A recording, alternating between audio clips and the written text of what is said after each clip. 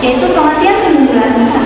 Pemundulan hutan atau sering juga disebut deforestasi adalah kegiatan penebangan pohon atau tegakan pohon yang menyebabkan hilangnya tutupan hutan secara permanen dan mengubah lahan hutan menjadi penggunaan non-hutan.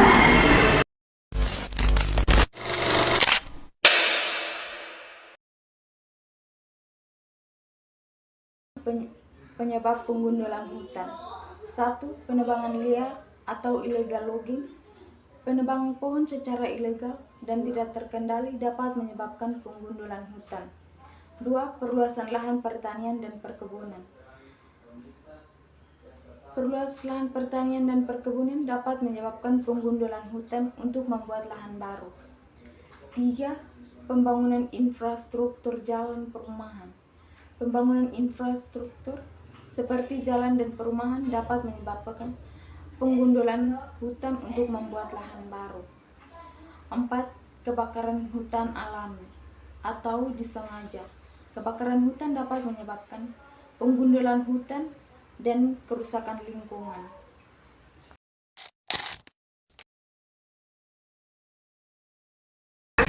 Dampak atau akibat pengundulan hutan. Dampak atau akibat pengundulan hutan merupakan produsen terbesar yang menghasilkan oksigen O2. Hutan juga membantu menyerapkan gas rumah kaca yang menjadi penyebab terjadinya pemanasan global. Itulah alasannya mengapa ada istilah yang mengatakan bahwa hutan adalah paru-paru bumi.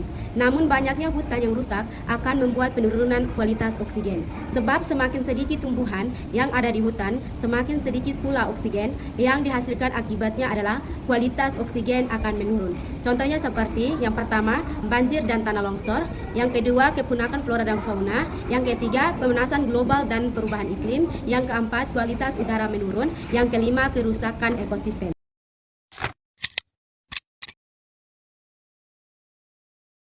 Upaya pencegahan. Upaya pencegahan terdiri dari 5 bagian, yaitu pengelolaan hutan berkelanjutan. Pengelolaan hutan berkelanjutan melibatkan penebangan pohon secara selektif dan penanaman kembali untuk memastikan hutan tetap lestari. Yang kedua, konservasi hutan. Konservasi hutan membuat kawasan lindung dan taman nasional untuk melindungi hutan dari biodiversitas. Yang ketiga, penggunaan lahan yang efisien. Penggunaan lahan yang efisien meningkatkan produktivitasnya lahan pertanian untuk mengurangi kebutuhan akan lahan basah. Yang keempat, pengembangan ekonomi berbasis hutan. Pengembangan ekonomi berbasis hutan mendorong pengembangan ekonomi yang berbasis pada produk hutan melalui kayu seperti buah-buahan, obat-obatan, dan kerajinan tangan. Yang kelima, kerjasama internasional. Kerjasama internasional bekerjasama dengan negara-negara untuk mengatasi deforestasi dan perubahan iklim global.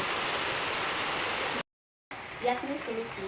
Solusi yang pertama, reboisasi, menanam pohon kembali di lahan yang telah digundul untuk mengembalikan fungsi hutan. Yang kedua, pengembangan hutan komunitas, melibatkan masyarakat lokal dalam pengelolaan hutan untuk memastikan bahwa kebutuhan mereka terpenuhi sambil menjaga kelestarian hutan. Yang ketiga, penggunaan teknologi. Baik, di sini saya akan membawa materi yang kelima tentang contoh peran manusia dalam menjaga hutan, yaitu dibagi menjadi 3 bagian. Yang pertama, peran aktif, yang kedua, peran pasif, yang ketiga, peran komunitas. Peran aktif terdiri dari 4 bagian. Yang pertama, reboisasi, yang kedua, pengawasan hutan, yang ketiga, pengelolaan hutan, yang keempat, pendidikan lingkungan. Terus, peran pasif dibagi menjadi 4. Yang pertama, mengurangi konsumsi kayu, yang kedua, menggunakan produk ramah